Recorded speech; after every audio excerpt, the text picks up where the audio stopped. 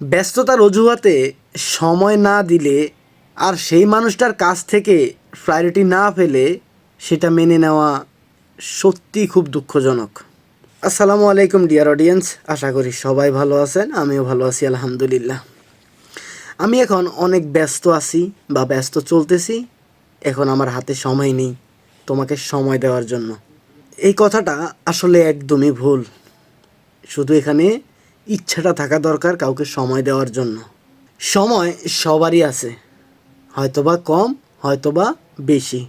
কেউ যদি নিজের ইচ্ছা থেকে চায় তাহলে যত ব্যস্ততাই থাকুক না কেন, সমস্ত ব্যস্ততা পার করেও কিছুটা সময় হলেও অন্যকে দেওয়ার চেষ্টা করবে। চলুন একটু সামনে যাই। কারণ দিনের 24 ঘন্টা কেউ সবসময় ব্যস্ত থাকতে পারে না। এটা যে কোনো কাজের ক্ষেত্রেই হোক আর যে কোনো ধরনের বিজনেসম্যানই হোক না কেন। ব্যাপারটা আসলে সময়ের না, ব্যাপারটা হচ্ছে প্রায়োরিটির সাথে সম্পর্কিত।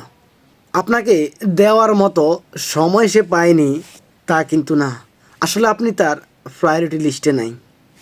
একটা মানুষ কখনো সারাদিন সারা সময় ব্যস্ত থাকতে পারে না মৃত্যুর আগ পর্যন্ত। চলুন আরেকটু সামনে যাই। আসলে তার কাছে আপনার প্রায়োরিটি নেই। ব্যস্ততার অজুহাতে সময় না দিলে আর সেই মানুষটার কাছ থেকে প্রায়োরিটি না পেলে সেটা মেনে নেওয়া সত্যিই খুব দুঃখজনক। চাইলেই যে কোনো সময় যে কোনো কাউকে যে কোনোভাবেতেই সময় দেওয়া যায়। দরকার শুধু ইচ্ছা শক্তিটা আর সেই মানুষটার প্রতি তার একটা গুরুত্ব। সবাই ভালো থাকবেন। আল্লাহ হাফেজ।